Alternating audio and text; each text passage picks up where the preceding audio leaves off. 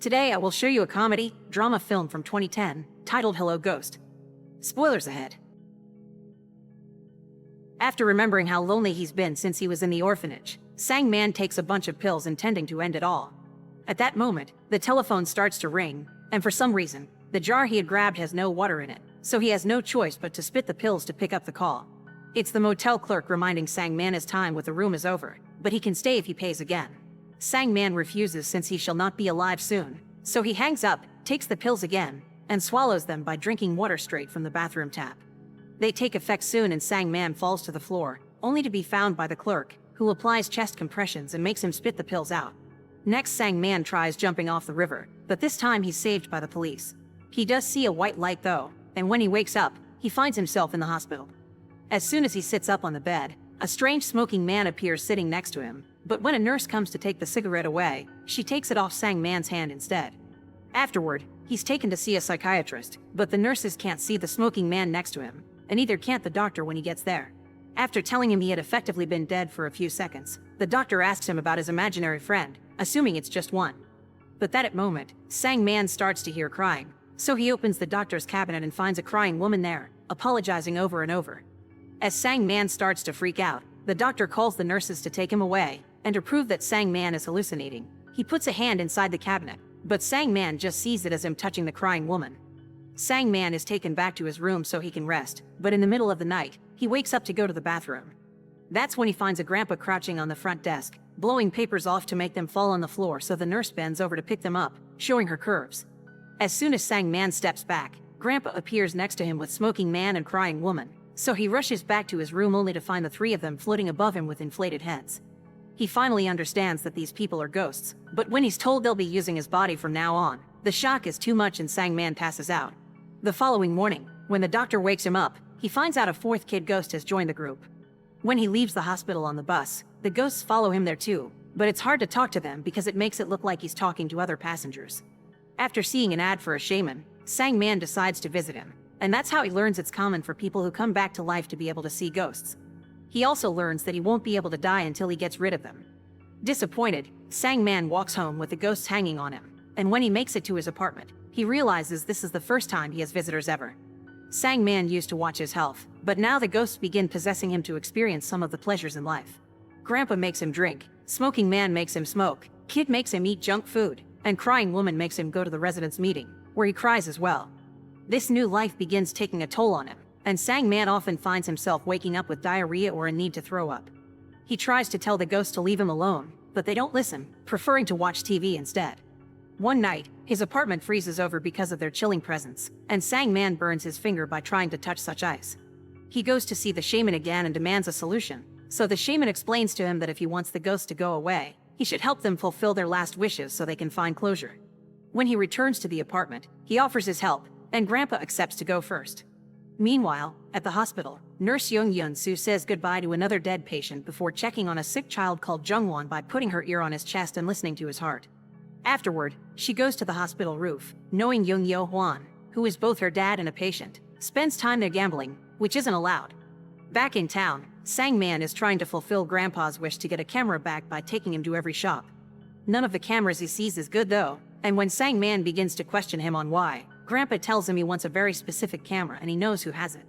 Sang-man gets angry, not understanding why the ghost didn't say so before, but Grandpa explains the ghosts can only answer questions, not provide information of their own. The person that has the camera is a man called Chun-Chun. Grandpa possesses Sang-man a couple of times and demands Chun-Chun to give him back the camera, but he gets ignored, so Sang-man decides they need a gentler approach. They go to him with a gift in the middle of the night, but it turns out Chun-Chun is a cop and they're interrupting a stakeout, so Sang-man gets arrested. At the police station, Grandpa possesses him again and threatens to tell everyone some of Chun-Chun's secrets, so the officer accepts to give him the camera back to keep him silent. They take the camera to the hospital where its original owner Pan-Soo is staying. While they have lunch with him, Yun-Soo passes by to check on Pan-Soo, and Sang-man falls in love with her at first sight. Grandpa notices this and possesses him in order to hit on her and ask her out, but Yun-Soo just ignores him. After they leave, Pan-Soo checks the camera and smiles when he sees the initials he carved years ago are still there. The following day, Sang-man takes the kid to fulfill his wish, watch the latest giant robot movie. At the cinema, they find Yun-Soo is there with Jungwon, so Sang-man goes to say hi and asks her if she likes animation, which she confirms. Before they enter the hall, Kid possesses Sang Man and asks them about the candy prices, making it look as if it is Sang Man the one picking his nose. They have a good time watching the movie, and after it finishes, Kid makes Sang Man buy him a toy too. When they notice Yeon-soo leaving Jungwon alone for a moment, Kid takes the chance to possess Sang Man again and makes Jungwon give him some of his candy. Yeon-soo comes back just in time though, and takes Jungwon away. They follow them to a restaurant, where Kid possesses Sang Man yet again to make him eat multiple bowls of noodles, which impresses Jungwon but also makes him throw up in the bathroom. After lunchtime is over, Yeon-soo apologizes to Sang Man for Jungwon's attitude, which is explained by the fact he can't eat much because of his anti-cancer treatment. As they leave the restaurant, they come across a cart with a dart game and prizes, so they decide to stop by and play. Jungwon loses, but Sang Man gets Kid's ghostly help to manipulate the game and win the first prize, a huge piece of sugar candy. Sang Man tries to gift it to Jungwon, but Kid asks him to talk in private. He's angry because he won the prize thanks to his ghostly powers, so it shouldn't go to another kid. This causes the two of them to start an argument that Yeon-soo overhears, so she tells him they don't want the candy before leaving. On his way back home, Sang Man notices that a movie store is having a big sale because they're closing up the shop soon. Meanwhile, Yeon-soo takes Jungwon back to the hospital, where the other nurses tell her Yo-hwan has been asking about her. When she goes to check on him, her father is having a convulsion, so she calls for the doctors to take care of him. It's still the middle of the night when Sang Man begins working with Smoking Man on his wish. They break into a car pound, where they find a drunk man spending the night inside a vehicle. This man starts chasing them in his car as he cries about his wife, who has been ignoring him, and he's sure it's because she has a lover. In order to win him over, Sang Man decides to stop running, and the man stops the car and returns just in time. After telling him he has psychic powers and that he can see ghosts, Sang Man begins to act as if he was possessed while Smoking Man expels his chilly breath on the car windows. Now that the man believes him, Sang Man makes a deal. They'll get his wife back, and in return, they'll get the car Smoking Man wants. The following day, they begin following the man's wife around until they make it to the hospital, where they overhear her talk to Yeon-soo, who confirms she only has around 5 months left to live. Now feeling depressed, Sang Man goes hide on the stairs to have a cigarette while Smoking Man explains that this woman is pregnant, but unlike her, the baby will live. That's when Yeon-soo finds him and tells him to quit smoking, because it was the man's addiction that gave his wife lung cancer. Now she won't take the treatment because she wants the baby to live. Yeon-soo also tells him that Jungwon had enjoyed meeting him, so she gives him her card with her phone number.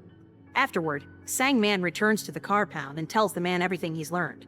At that moment, the wife arrives, and after the couple reconciles, Sang Man gets the car Smoking Man wanted, a taxi. Sang Man doesn't know how to drive, so Smoking Man possesses him and uses the cab to take them to the beach, which is the first time for Sang Man. After explaining how wonderful it was to have a family before he died, Smoking Man makes Sang Man take his clothes off and jump into the sea, which is scary at first because he doesn't know how to swim. Smoking Man teaches him how to float, and soon they're having such a great time that even the other ghosts join them. When he gets home hours later and sees all the ghost shoes at the entrance, he realizes how nice it is to have someone to return to. The next day, Sang Man goes to the movie shop to buy a bunch of animation movies for Yeon-soo. He ends up with a whole box that he puts in the backseat of the taxi before driving away while enjoying a cigarette, but Smoking Man makes him throw it out the window and tells him to quit smoking. Sang Man is surprised by this and wonders if the ghost is suddenly afraid of lung cancer because he died from it, but Smoking Man says he died in a car crash. Suddenly, they're stopped by the police for littering, but since Sang Man doesn't have a license, he gets arrested. At the police station, when the cops ask questions, they get contradictory answers. Sang Man says he's always been afraid of cars, but when Smoking Man is taking over, he says he used to be the best cab driver. Tired of him, the officers tell him to call his next of kin, but since he has nobody, Sang Man calls Yeon-soo instead. By the time she gets to the station to bail him out, she hears him monologue about the life he's had. Being an orphan is very lonely, and he's never had the chance to get a good job and start a family, which is his dream. Feeling bad for him, she checks his heartbeat by putting her ear on his chest.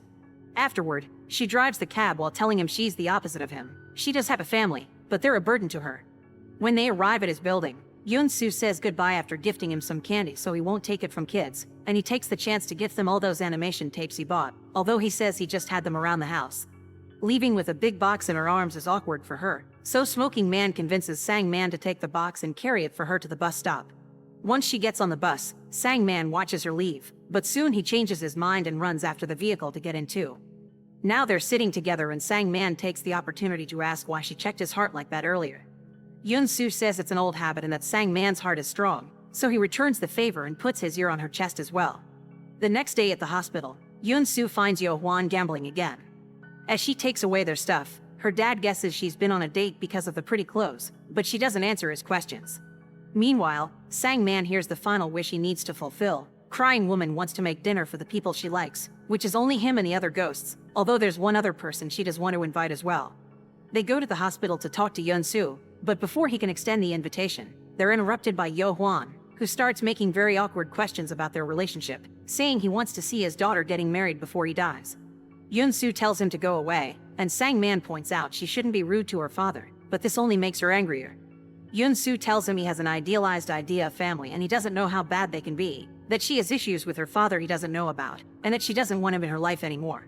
Upset, Sang-man returns home and donates a bunch of his stuff to charity, including his TV. Later that night, the ghost of Yo-hwan shows up at his apartment, asking him to deliver a message to his daughter. Sang-man goes to the funeral and talks to Yun-soo, telling her he can see ghosts and that her dad is sorry, but she cuts him off with a story of her own.